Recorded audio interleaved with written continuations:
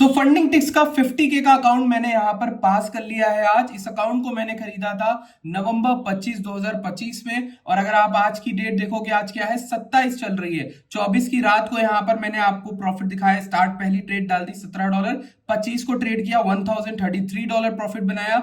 और 26 की तारीख को मैंने $1191 का प्रॉफिट बनाया। 27 का अभी अपडेट नहीं हुआ है, बट मैं आपको दिखा सकता हूं। वाई कैसे दिखाऊंगा? 52,283 पे मेरे जो आज की इक्विटी है वो स्टार्ट हुई थी। और मैंने यहाँ पर प्रॉफिट किया है ऑलमोस्ट $700 का, जिससे 600 से $700, जिससे मेरी पूरी इक्विटी $3000 पहुंच गई है। अब जिन लोगों को ये प्रूफ के साथ चाहिए, उनको मैं एक लिंक दूंगा, वहां पर जाकर इस पूरे पेज को चेक कर लेना। ये आपको वहां पर क्लियरली मेरे स्टैट्स दिख जाएंगे, मैंने कौन सी ट्रेडिंग ली, कौन सा पोजीशन लिया, आपको मेरा दिख जाएगा। बिगेस्ट विन $1000 का है, मेरा बिगेस्ट लॉस $580 का है। हर एक चीज आपको यहाँ पर दिखा दी गई है।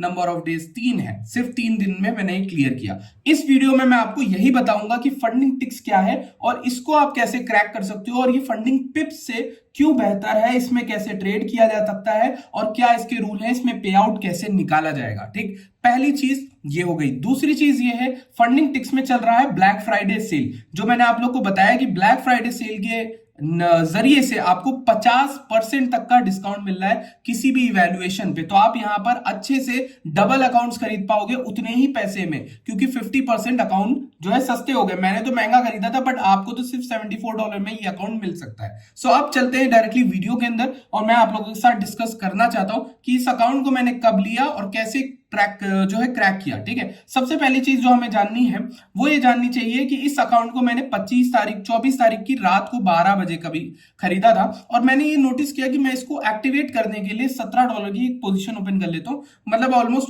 ओपन करके थोड़े 1-2 मिनट के बाद मैंने इसे क्लोज कर दिया, ताकि ये HFT ट्रेडिंग में ना आए। उसके बाद मैंने क्या किया, 25 तारीख को मैं ट्रेड करने बैठा, मैंने यहां पर $1000 प्रॉफिट किया।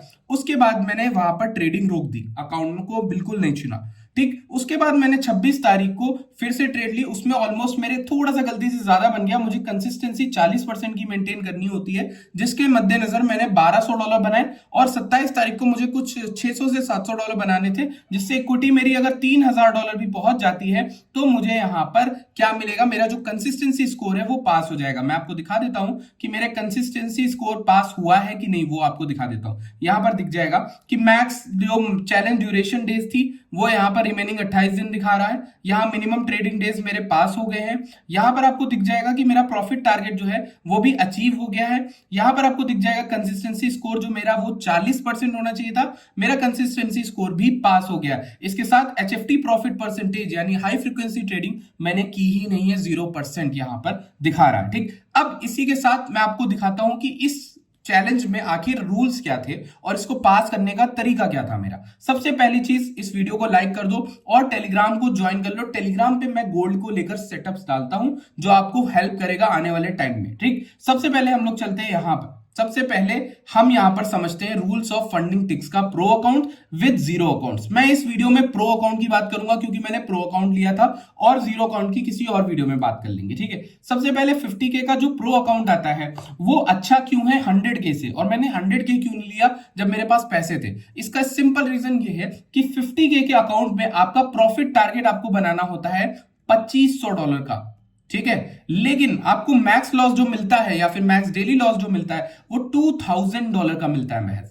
तो आपको एक चीज समझ में आ रही होगी कि मुझे ऑलमोस्ट 1.5 1.25:1 की एक ट्रेड लेनी है और ये अकाउंट क्लियर हो जाएगा। बट यहां पर एक कैच है, मैं एक ही ट्रेड में अकाउंट ना क्लियर करूं और हर कोई आके गैम्बलिंग ना करे, इसलिए फंडिंग टिक्स ने एक रूल लगाया हुआ है जिसको कहते हैं कंसिस्टेंसी रूल। कंसिस्टेंसी रूल ये कहता है किसी भी जो आप टारगेट अचीव कर रहे हो प्रॉफिट का, किसी भी पूरे प्रॉफिट का किसी भी सिंगल डे पे आपका 40% से ज्यादा प्रॉफिट नहीं होना चाहिए पूरे प्रॉफिट का। लेट सपोज आपने $3000 बनाए प्रॉफिट। ठीक, बहुत गौर से सुनना, ये बहुत इंपॉर्टेंट कॉन्सेप्ट है।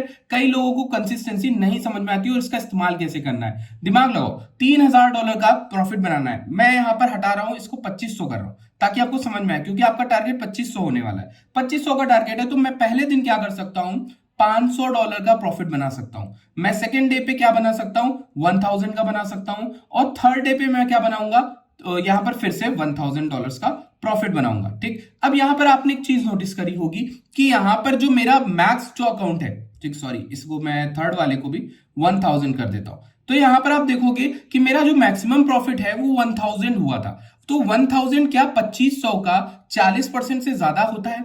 ये हमें यहां पर देखना पड़ता है। तो इसके लिए हम क्या कर सकते हैं, गूगल पे सिंपली डाल सकते हैं 1000 डिवाइडेड बाई 2500 और यहां पर हमें पता चल जाएगा। अगर आप नोटिस करो तो 0.4 आ रहा है, यानी 40% जो 1000 होता है वो होता है। तो मैक्स जो आप एक दिन में इसका बना सकते हो वो अगर आपको 3 दिन में क्लियर करना है अकाउंट, तो आप यहां पर एक दिन में महज 1000 डॉलर से ज्यादा प्रॉफिट मत करना। अब यही आप अगर दिन को इंक्रीज कर दो, लेट सपोज आपने इसको बांट दिया या फिर 6 दिन में बांट दिया, तो आप यहां पर बनाते हो, लेट सपोज मेरे ख्याल से आप एक दिन में 500 बनाते हो, सेकंड दिन में फिर से 500 बनाते हो, थर्ड डे में फिर 500 बनाते हो और फोर्थ डे में भी 500 बनाते हो, and so on and so on। आप यहां पर नोटिस करो 3 दिन में आपने 500 डॉलर बनाया, 5 दिन में, और आपका अकाउंट क्लियर हो जाएगा। क्यों क्लियर हो जाएगा? कोई भी एक दिन का जो आपका प्रॉफिट है वो पूरे प्रॉफिट यानी 2500 का 40% से ज्यादा नहीं है। अब मेरे केस में क्या हुआ और ये मैंने कैसे क्लियर किया आपको दिखा देता हूं, बहुत ही सिंपल तरीके से समझ में आएगा। यहां पर मैंने पहले दिन में 1000 डॉलर बनाया जो कि थोड़ा सा ऊपर था मेरे 40% के लेवल से।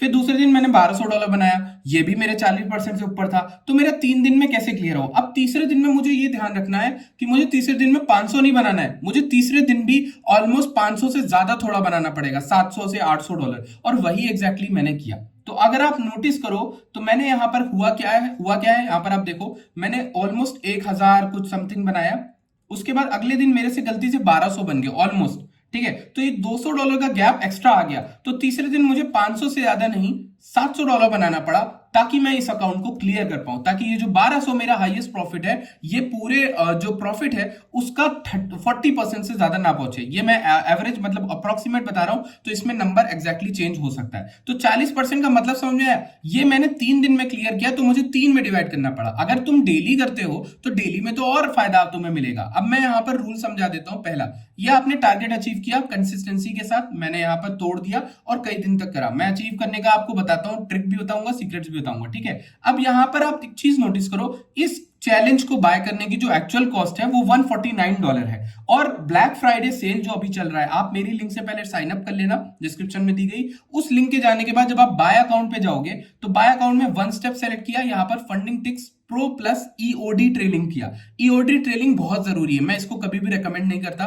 लाइव ट्रेलिंग में क्या है कि आपकी ट्रेड चल रही है और भैया आपकी इक्विटी में अगर गलती से भी 2000 डॉलर नीचे एक वीक में भी गया या फिर कहीं भी गया, आपका अकाउंट ब्रीच हो जाएगा। लेकिन इसमें क्या है, एंड ऑफ डे जो है काउंट होता है, यानी दिन खत्म होने के बाद ये नापेगा कि आपका 2000 डॉलर क्रॉस हुआ है कि नहीं हुआ, ठीक। अब यहां पर देखो, यहां पर मैंने 5000 वाला सेलेक्ट किया है। मैं मैक्सिमम ही रखना पसंद करता हूं ताकि मेरा इन केस अच्छा प्रॉफिट होता है तो मैं निकाल पाऊं, खासकर अच्छा अमाउंट निकाल पाऊं। अब यहां पर मैंने क्या किया, कूपन कोड में FT डाला, तो यहां पर मेरा जो पूरा अमाउंट था, यानी ये जो पूरा 149 डॉलर का था, ये हो जाएगा हाफ। तो मैं अब उसी पैसे में 150 डॉलर में 2 अकाउंट खरीद सकता हूं, 100K की फंडिंग ले सकता हूं। समझ में आ रही मेरी बात? इसका पेमेंट आप क्रिप्टो से कर सकते हो, कंटिन्यू टू पेमेंट पे करके। मैं 50K का इसीलिए रिकमेंड कर रहा हूं, 100,000 डॉलर्स में आपका जो बनाना होता है, जो आपको प्रॉफिट, वो 5000 के करीब बनाना होता है, तो वो 2:1 हो जाता है। इसमें तो कितना ईजी है, 2500 बनाना है, 2000 गवाना है। तो आपको यहां पर ये मैं समझा रहा हूं कि 50K का अकाउंट क्यों फायदेमंद रहता है और हर कोई इसी को रिकमेंड भी करता है, ठीक। अब ये मैंने आपको बता दिया।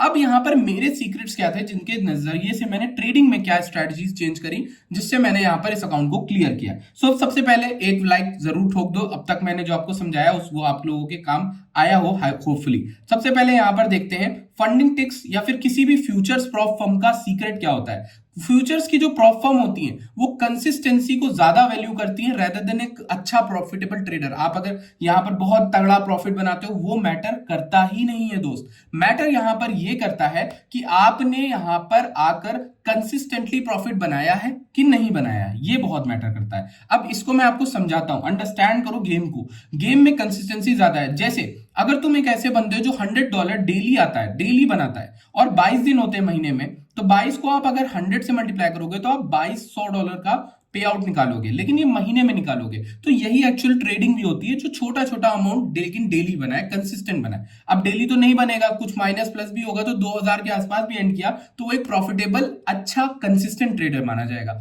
यही प्रॉफर्म कहते हैं। कंसिस्टेंसी रूल तभी लगा है। अब यहां पर कोई बंदा और अच्छा ट्रेडर है, वो $500 लेकिन डेली बनाता है, तो उसको आप अगर 22 से मल्टीप्लाई करोगे 22 ट्रेडिंग डेज से, तो आपको अच्छा खासा अमाउंट मिल जाएगा, 10-11 हज़ार डॉलर के अराउंड, ठीक, 11 हज़ार मिलता है। तो आपको यही देखना है कि कितना अमाउंट है, सेट कर लो, और कितना अमाउंट आप डेली आके बना सकते हो। मैंने क्या किया, मैंने देखा कि भाई मुझे $1000 की लिमिट मिल रही है, मैं $500 पर ट्रेड बनाने की कोशिश करूंगा। अब ये कैसे वैल्यू होता है, आपकी विन रेट अच्छी होनी चाहिए और आपको जल्दी से जल्दी प्रॉफिट बनाना होगा, ठीक है। अब इसमें क्या होता है, मेरी जो सबसे ज्यादा हेल्प करी है वो है नेगेटिव आरआर ने, negative reward to risk ratio ने। अब ये मैं आपको समझा देता हूं ये नई चीज क्या होती है। देखो, नेगेटिव रिस्क रिवॉर्ड ये होता है कि अगर लेट सपोज मैंने यहां पर क्या किया है, इसको ड्रॉ करता हूं, एक सपोर्ट एंड रेजिस्टेंस, मुझे यहां पर एक मार्केट में रेजिस्टेंस दिखता है, मार्केट गिरती है, मार्केट फिर वहां आती है, रेजिस्टेंस दिखता है, फिर मार्केट गिरती है, फिर रेजिस्टेंस दिखता है, मार्केट फिर गिरती है। अब यहां पर चौथी बार मार्केट आई है, तो मैं यहां पर ट्रेड लूंगा। ट्रेड लेने के लिए मुझे यहां पर रिस्क रिवॉर्ड रखना है, लेकिन मुझे ये श्योर करना है कि मेरी इस ट्रेड में तो एटलीस्ट प्रॉफिट ही निकल के जाए, मैं यहां पर लॉस में ना हूं। तो ये इसके लिए मैं क्या करूंगा, मैं कोई ट्रेड लेता हूं, लेट सपोज यहां पे मैंने टूल लगाया, मैंने मार्केट को शॉर्ट करना चाहा, मेरा जो रिस्क रिवॉर्ड होगा वो 2:1 की जगह 1:2 हो जाएगा, ठीक है, समझ रहे हो। मैं अगर यहां पर सॉरी 1:2 की जगह 2:1 हो जाएगा, उल्टा हो जाएगा। कैसे इसको प्ले करते हैं मैं बताता हूं। जैसे आपने यहां पर छोटा सा स्टॉप लॉस रखा, लेट सपोज $20 का, आपने स्टॉप लॉस $20 का रख दिया। अब आपको ये पता है रेजिस्टेंस है, इसमें आपके फेवर में एक चीज वर्क कर रही है, वो है एक स्ट्रेटजी, एक एक्सपीरियंस मार्केट का, कि हाँ ये एक रेजिस्टेंस जगह है, यहां पर मार्केट को थोड़ा गिरना चाहिए, आपको ये पता चल गया। अब आप यहां पर दिमाग लगाओगे R:R, जैसे मैंने लास्ट वीडियो में आपको रिस्क मैनेजमेंट समझाया। अब ये नेगेटिव रिस्क रिवॉर्ड ऐसे वर्क करता है कि आप $20 का एसएल लोगे और $10 का ही सिर्फ प्रॉफिट लोगे।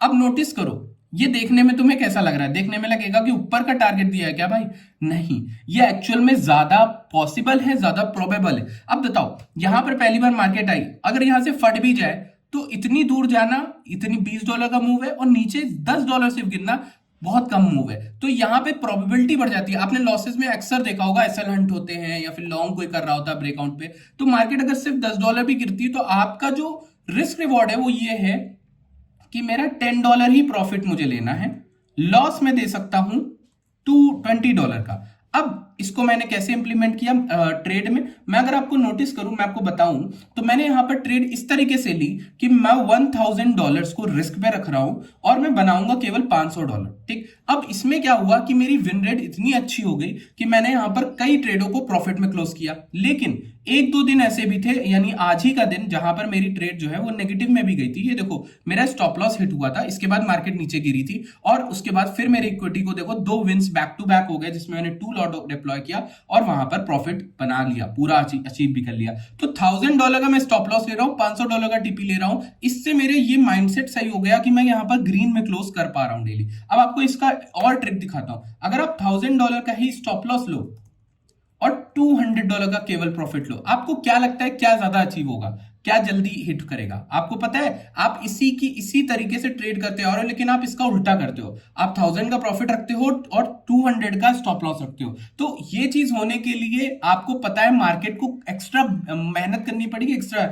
आपको पता है मार्केट जो होती है मेहनती नहीं होती, मार्केट बड़ी धीमे धीमे जाती है, अनलेस आप ट्रेंड फॉलो कर रहे हो। तो अगर आपको लगता है प्रोबेबिलिटी इस चीज की ज्यादा है कि गिर के हल्का सा $10 गिरेगा, इवन आप इसको $5 भी कर दो तो भी बहुत जल्दी हिट हो जाएगा आपका रिस्क रिवॉर्ड। तो इस तरीके से आप वर्क कर सकते हो नेगेटिव रिस्क रिवॉर्ड पे। और मैं सच बता रहा हूं, नेगेटिव रिस्क रिवॉर्ड पे जो मैंने वर्क किया, इस अकाउंट को पूरा नेगेटिव रिस्क रिवॉर्ड पे मैंने निकाला है, इस अकाउंट को पूरा, ठीक है, ताकि मैं बड़ा स्टॉप लॉस ले पाऊं और छोटा प्रॉफिट बुक करता रहूं। और जैसे जैसे मैंने प्रॉफिट बुक किया, मेरा यहां पर टारगेट अचीव होता चला गया। समझ में आ रही बात? तो ये मेरी पूरा एक मैंने आपको समझा दिया कैसे आप कंसिस्टेंसी भी रख सकते हो, कैसे आप यहां पर इस अकाउंट्स को पास भी कर सकते हो हायर विनिंग रेट से। अब मैंने जैसे आपको बताया कि जो फ्यूचर्स प्रोफॉर्म है वो कंसिस्टेंट ट्रेडर को रिवॉर्ड करने आए हैं। वो यहां पर फंडिंग पिप्स में ऐसा नहीं आप 2-3 लॉट खोल दो भैया, वहां पर गैमलर्स भी जीत जाते हैं, कई बार पे आउट ले भी लेते हैं। बट फंडिंग टिक्स पे वही लोग पे आउट ले पाते हैं जो एक्चुअल में डेली ले पाते हैं। और एक्चुअल में वर्क क्या करती है स्ट्रेटजीज?